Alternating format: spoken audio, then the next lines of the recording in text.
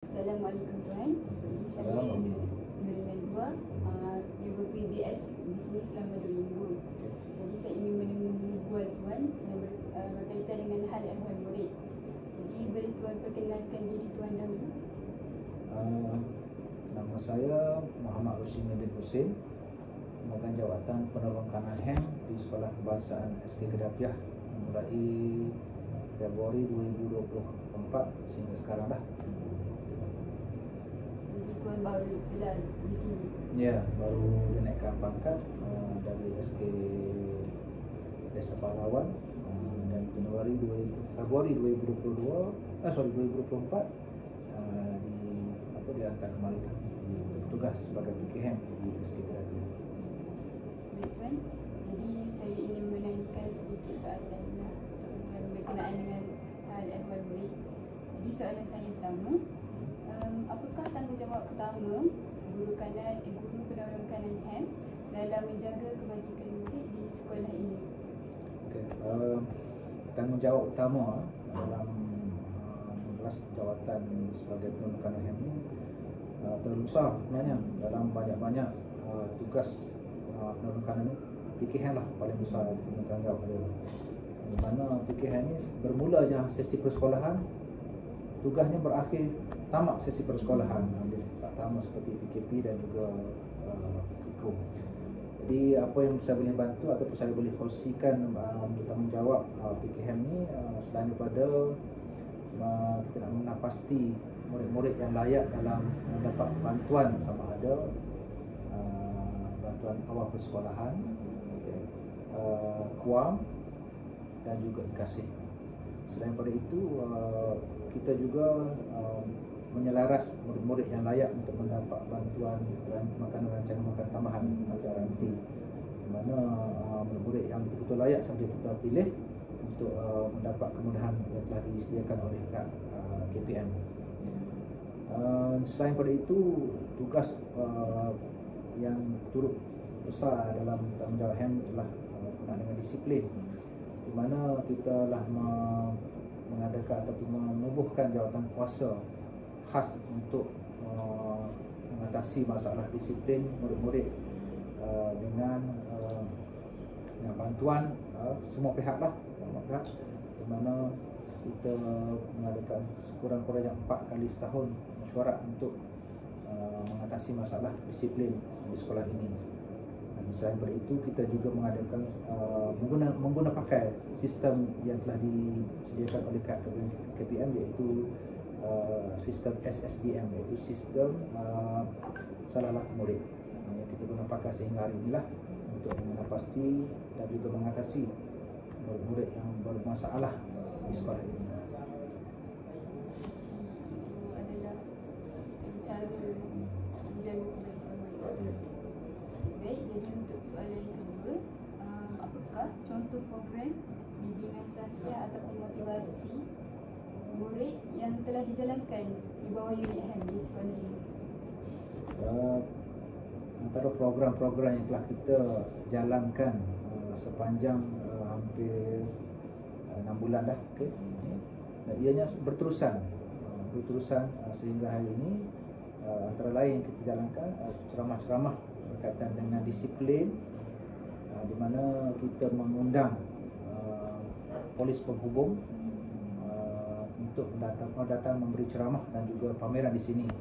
Selain daripada itu, kita juga mengadakan ceramah-ceramah kesihatan berkaitan dengan penjagaan gigi, kesihatan tubuh badan, kulit, kuku dan rambut, di mana kita menjemput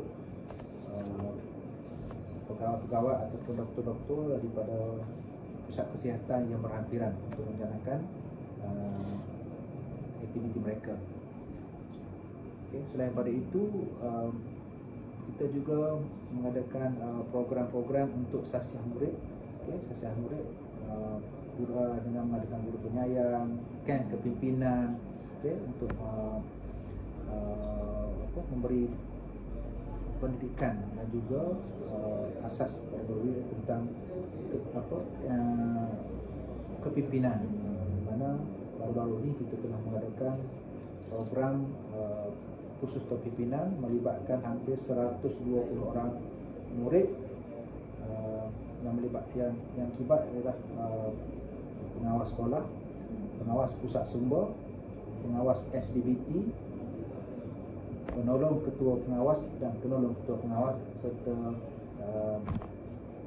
TKRS. Yang mendapat sambutan yang menggalakkan daripada semua pihak termasuk ibu bapa. Kita telah menjemput pemudah cara kita iaitu pelajar-pelajar dari Politeknik Kuala dan juga Universiti Awam yang datang memberi bantuan kepada kita, insya-Allah.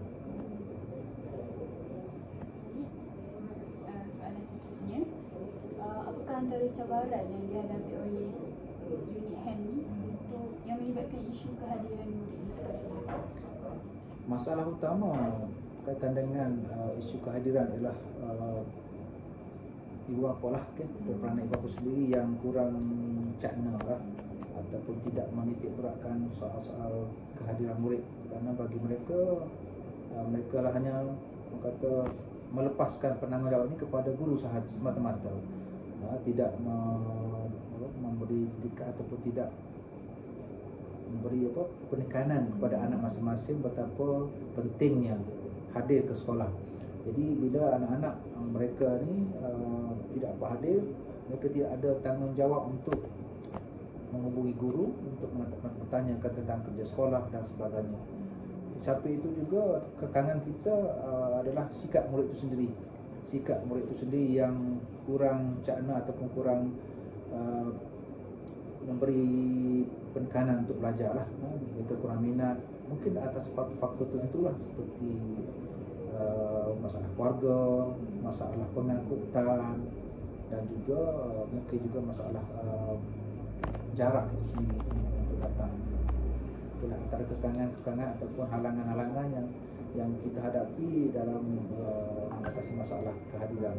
Namun begitu, kita mengambil langkah yang proaktif lah, dengan mengadakan ataupun mengunjungi rumah mereka untuk bertanya khabar, dengan kita panggil program Cakna, ziarah Cakna, okey, ziarah Cakna untuk mengesan sebab punca mereka tidak hadir ke sekolah dalam tempoh yang lama, insya-Allah. Jadi alhamdulillah kerjasama yang berikan oleh ibu bapa ataupun penjaga amat baik, dan mereka menerimalah kunjungan kita tu dengan hati yang terbuka. Alhamdulillah. Jadi seterusnya, seperti yang kita tahu, pengawas di sekolah yang telah dilantik turut bekerjasama bagi unit HEM untuk membantu dari segi pembentukan karakter murid. Jadi boleh tuan terangkan bagaimana cara pemilihan pengawas di sekolah ini? Okay. Pengawas merupakan mata-mata sekolah, okey, mata sekolah. Jadi kita nak mengharapkan kepada guru pengawas semata-mata mungkin tidak. Mungkin waktu yang lah, kan, yang penuh untuk mengawas dia dan juga mengambil tindakan sepatutnya. Maka kita telah bermesyuarat, okey, mesyuarat untuk kita nak memilih calon-calon yang sesuai, calon-calon yang ada kelayakan, calon-calon yang berkaliber untuk menjadi pemimpin kecil di sekolah ini. Okey, antara kaedah yang kita gunakan, kita selain pada menekankan aspek akademik mereka, tetapi dari segi sasiah dan attitude yang kita perhatikan dari semasa ke semasa melalui guru kelas, okey, dan juga guru pengawas itu sendiri, serta faktor peran keluarga sendirilah yang menjadi latar belakang kelayakan seseorang murid itu untuk kita pilih sebagai mata-mata sekolah untuk pengawas sekolah. Jadi kaedah ini kita gunakan dari banyak tahun dah. Jadi alhamdulillah dengan kerjasama guru pengawas yang kita lantik telah menjalankan tugas dengan baik, dan guru ini mengenal